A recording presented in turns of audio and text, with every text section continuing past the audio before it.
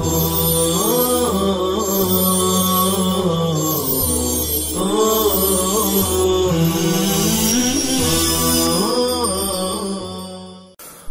باللہ من الشیطان الرجیم بسم اللہ الرحمن الرحیم وقد مکروا بالنبی سلام مکرهم حیث ارادوا قتله او تقییده او اخراجه وعند اللہ مکرهم ای علمه او جزاؤه وإما كان مكرهم وإن عزم لتزول منه الجبال المعنى لا يعبأ به ولا يزر إلا أنفسهم والمراد بالجبال هنا قيل حقيقتها وقيل شرائع الإسلام المشبهة بها في القرار والثبات وفي قراءة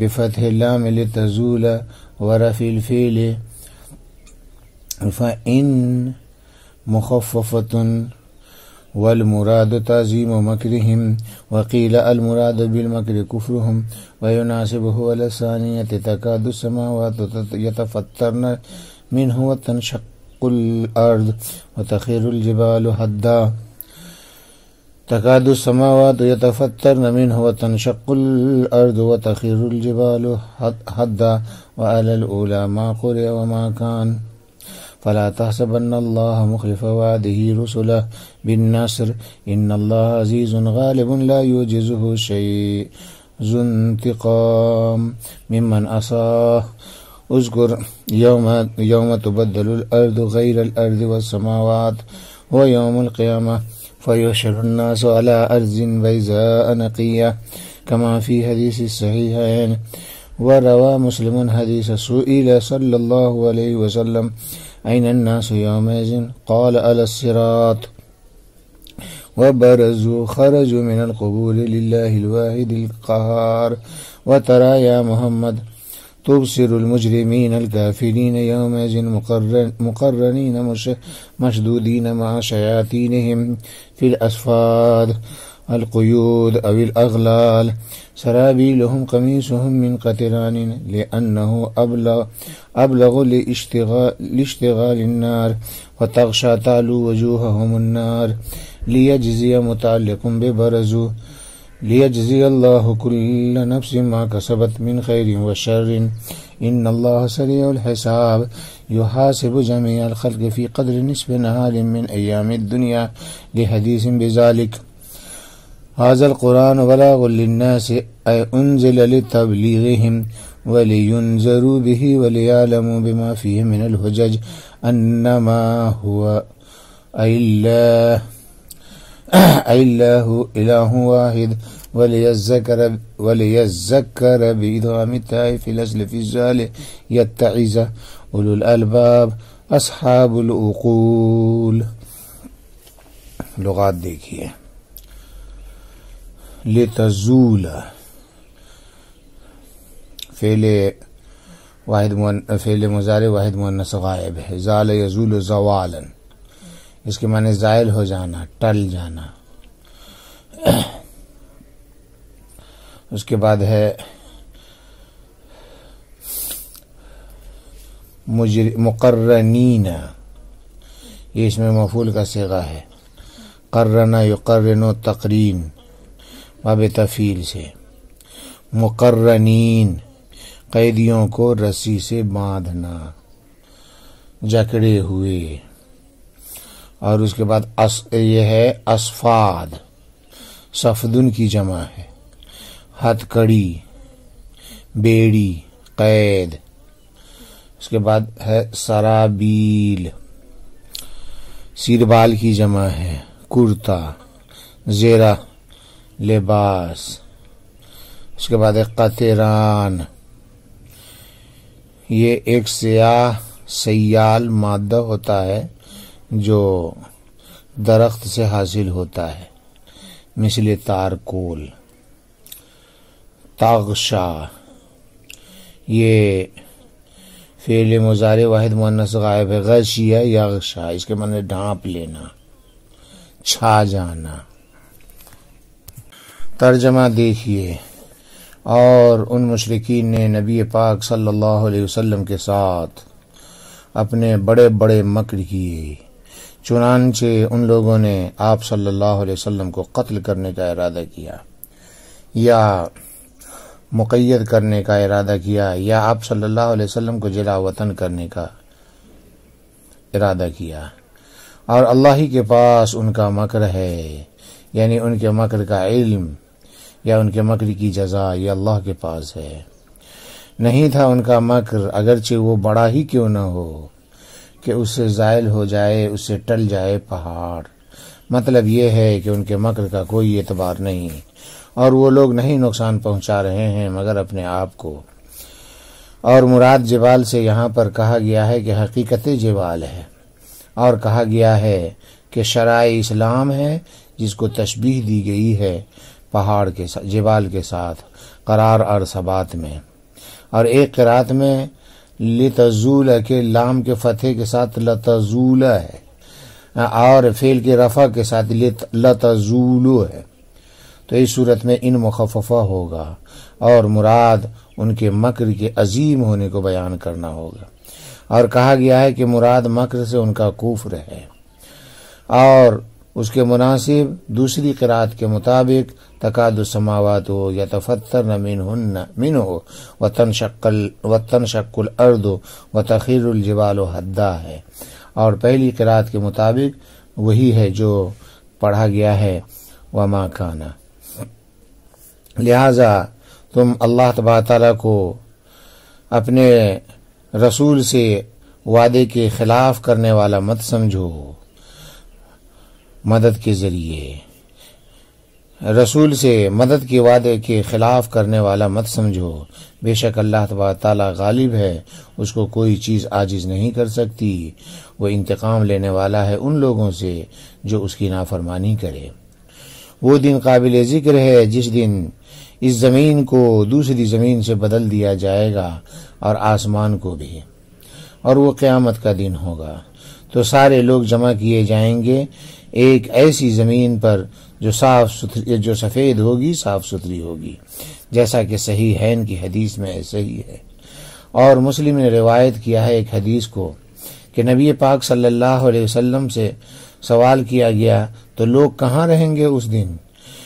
تو آپ صلی اللہ علیہ وسلم نے ارشاد فرمایا کہ وہ پل صراط پر ہوں گے، اور لوگ قبروں سے اللہ کے حضور پیش کیے جائیں گے جو یکتا ہے اور غالب ہے، اور آپ دیکھیں گے اے محمد صلی اللہ علیہ وسلم مومنوں کو یعنی کافروں کو اس دن کہ اپنے شیاطین کے ساتھ جکڑے ہوئے ہوں گے بیڑیوں میں یا توق میں، درحالے کہ ان کی قمیص قطران کی ہوگی، اس لیے کہ قطران زیادہ بلیغ ہے آگ کو مشتعل کرنے کے سلسلے میں، کرنے کے واسطے، اور ان کے چہروں پر آگ چھائی لپٹتی ہوئی ہوگی تاکہ بدلہ دے اللہ تعالیٰ۔ یہ برزو سے متعلق ہے، ہر انسان کو اس عمل خیر یا شر کا جو انہوں نے کیا ہے، بے شک اللہ تبارک تعالیٰ جلد ہی حساب لینے والا ہے،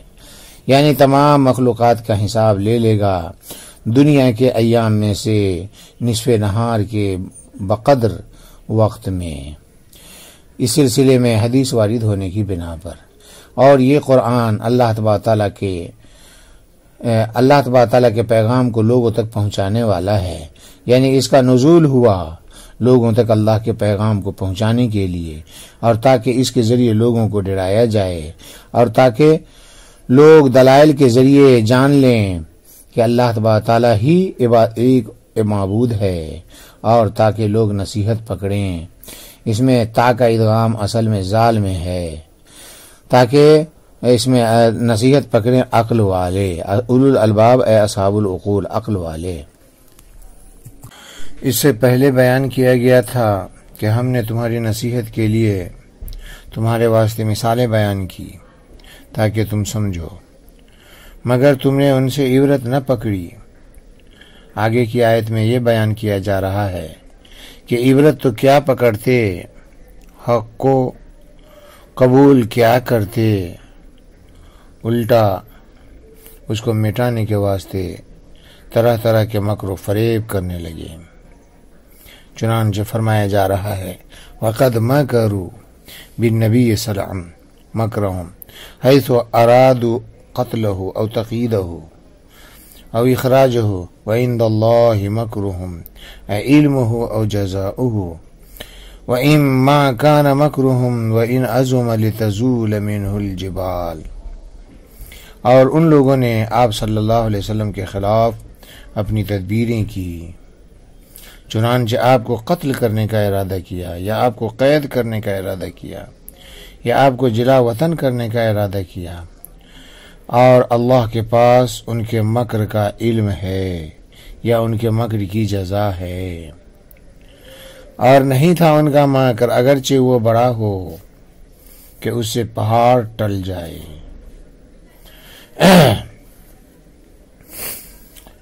یہاں پر قد مکروا سے مراد اہل مکہ کا مکر ہے، جن لوگوں نے آپ کو قتل کرنے کا ارادہ کیا تھا۔ کسی نے قید کی تجویز رکھی تھی، کسی نے جلا وطن کرنے کا مشورہ دیا تھا، جس وقت سب لوگ دارالندوہ میں آپ کے بارے میں مشورہ کر رہے تھے۔ اذ یمکر بک الذین کفروا، اور چونکہ لتزول منہ الجبال میں لام کہ ہے، اس لیے ما قبل میں ان کی تفسیر ما نافیہ سے کی گئی ہے، تاکہ لام جہت سے قبل منفی بلا واقع ہو جائے۔ معنی ہے لا یوبع بہ،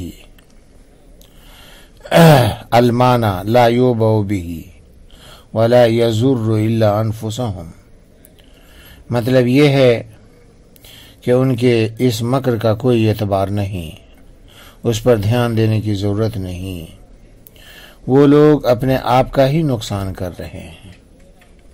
والمراد بالجبال ہونا قیل حقیقتها، اور یہاں پر جبال سے مراد بقول بعض حقیقت جبال ہے۔ وقیل شرائع الاسلام، اور کہا گیا ہے کہ شرائع اسلام ہے سے مراد۔ تو اس صورت میں اس پر جبال کا اطلاق مجازن ہوگا شرائع اسلام مراد لینے کی صورت میں۔ المشبہۃ بہا فی القرار والثبات، اس صورت میں شرائع اسلام کو جبال سے تشبیہ دی گئی ہے قرار اور ثبات میں۔ تو یہ قرار اور ثبات یہی وجہ شبہ ہے ان دونوں کے درمیان، یعنی پہاڑ اور اسلام اور شرائع کے درمیان۔ وفی قرات بفتح اللام لتزول ورفع الفعل، اور ایک قرات میں لام کے فتح کے ساتھ یعنی لتزول ہے، اور فعل کے رفع کے ساتھ یعنی لتزول۔ فَإِن مخففۃ، تو اس صورت میں ان مخففہ ہوگا، نافیہ نہ ہوگا، اور لتزول کا لام جو ہے یہ لام فارقہ ہوگا۔ والمراد تعظیم مکرہم، اور مراد ان کے مکر کا بڑا ہونا ہے اور عظیم ہونا ہوگا۔ چنانچہ قرات اول کے مطابق مطلب یہ ہوگا کہ ان کا مکر ایسا نہیں کہ پہاڑ کو ٹلا دے، کیونکہ وہ خدائی تدبیر کے مقابلے میں بہت ہی کمزور اور لا اعتبار ہے، کچھ بھی بگاڑ نہیں سکتا۔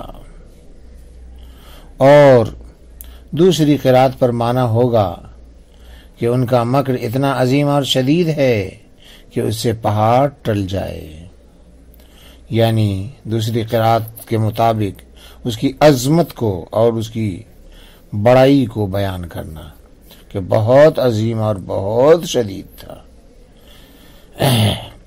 اور دونوں قرات پر جو مکر ہے، مکر سے مراد بقول بعض ان کفار کا آپ کے خلاف مشورہ کرنا ہے، بقول بعض ان کا کفر کرنا ہے۔ چنانچہ اسی کو فرمایا گیا قیل المراد بالمکر کفرهم۔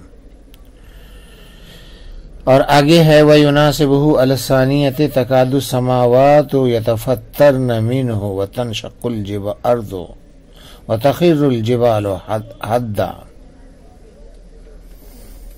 اور دوسری قرات کے مناسب ہے تَكَادُ السَّمَاوَاتُ الی آخر الآیہ وَعَلَى الْأُولَى مَا قُرِئَ وَمَا كَانَ۔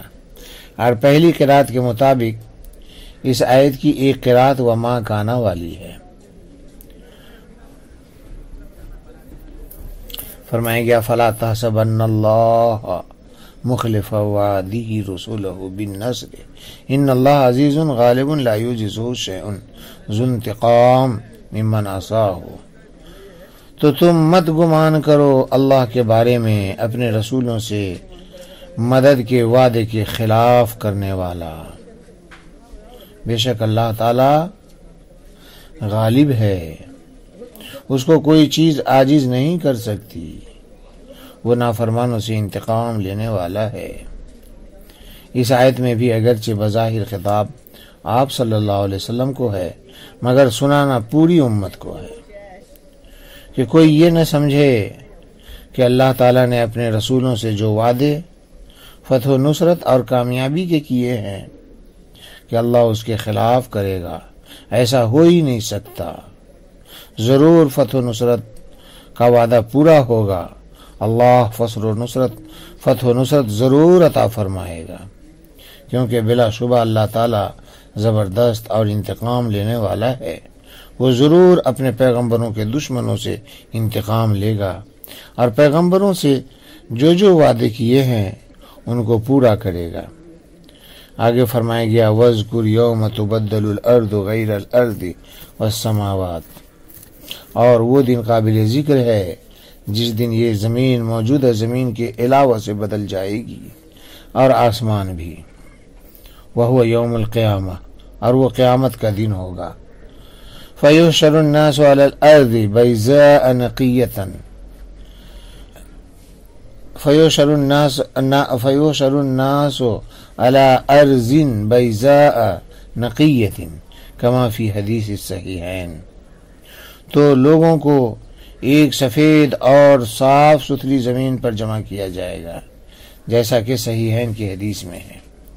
وَرَوَى مُسْلِمٌ حدیثا سُئِلَ النبی صلی اللہ علیہ وسلم أَيْنَ النَّاسُ يَوْمَئِذٍ قَالَ عَلَى الصِّرَاطِ۔ اور مسلم نے ایک حدیث روایت کی ہے کہ آپ صلی اللہ علیہ وسلم سے پوچھا گیا کہ لوگ اس دن کہاں رہیں گے، تو آپ نے جواب دیا پل صراط پر۔ یہاں پر زمین و آسمان کو بدل دیے جانے کا مطلب ہے کہ ان کی صفات اور شکل و صورت بدل دی جائے گی، جیسا کہ قرآن میں کی دوسری آیات اور روایات حدیث میں ہے کہ پوری زمین ایک سطح مستوی بنا دی جائے گی، جس میں نہ کسی مکان کی آڑ ہوگی، نہ درخت وغیرہ کی، نہ کوئی پہاڑ و ٹیلا رہے گا، نہ غار اور گہرائی۔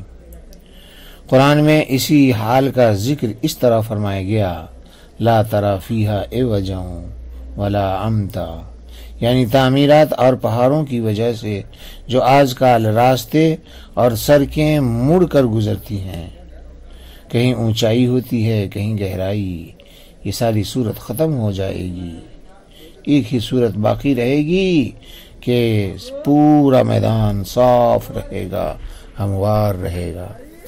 یہ بھی احتمال ہے کہ اس تبدیلی سے مراد زمین و آسمان کی ذات کی تبدیلی ہو، یعنی اس زمین کے بدلے دوسری زمین اور اس آسمان کے بدلے دوسرا آسمان بنا دیے جائیں گے، جیسا کہ حضرت عبداللہ بن مسعود رضی اللہ تعالیٰ عنہ سے اس آیت کے بارے میں یہ نقل کیا گیا ہے کہ رسول اللہ صلی اللہ علیہ وسلم نے فرمایا کہ محشر کی زمین بالکل نئی زمین چاندی کی طرح سفید ہوگی، جس پر کسی نے گناہ نہ کیا ہوگا، جس پر کسی کا ناحق خون نہیں بہایا گیا ہوگا، اور رہا آسمان کا معاملہ تو وہ سونے کے آسمان سے بدل دیا جائے گا۔